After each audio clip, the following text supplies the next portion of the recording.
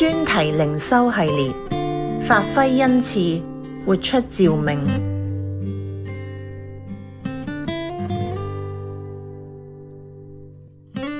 聽從神話，尊敬老人。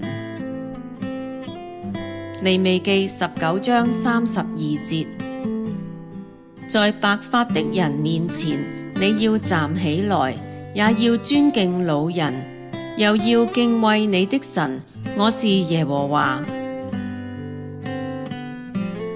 每年嘅中秋節，唔少慈善團體同志願機構都會送出月餅同埋應節生果俾一啲獨居老人。嗰日經過社區中心某議員嘅辦事處，就睇見好多老人家喺度排隊攞中秋節禮券。目睹越嚟越多嘅老人加入排隊嘅行列，仿佛睇見佢哋不為人知嘅滄桑同悲涼。呢個時候，只見一個行起路嚟撲撲跌跌嘅老伯迎面而嚟。老伯，你都嚟排隊啊？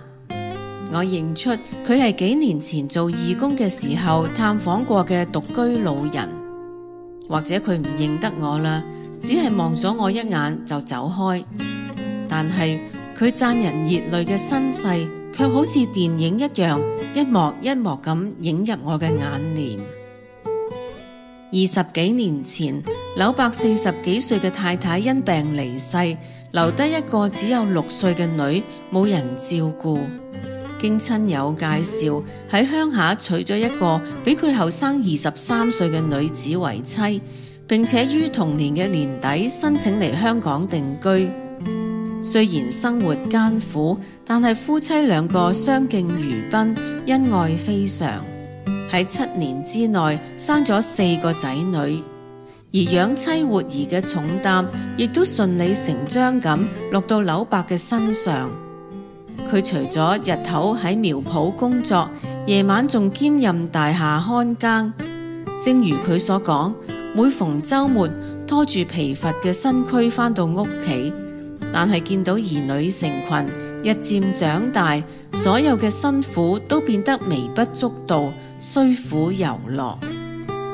冬去春來，年復一年，年事漸長嘅老伯因為長期勞累，不幸患咗高血壓同糖尿病。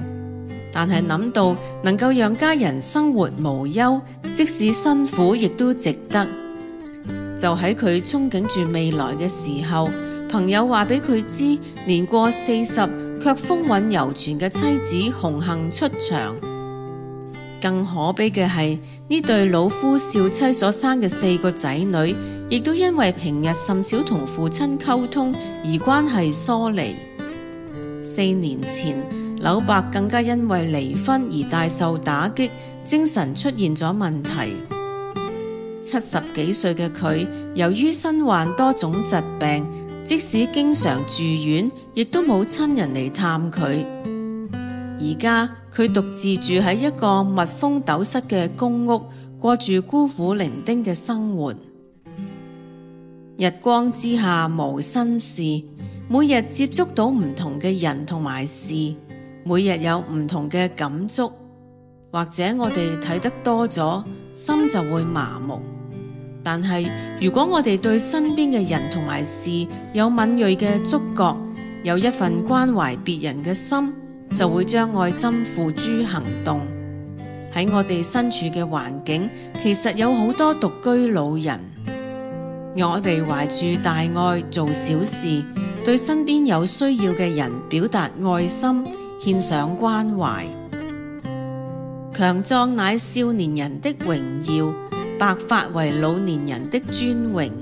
箴言20章29節。讓我哋再思想上帝嘅話語，認定年老嘅白髮係佢賜予嘅尊榮。年輕人要去學習尊老敬老，並鼓勵佢哋喺上帝裏面揾到自己嘅身份、人生意義同永恆嘅盼望。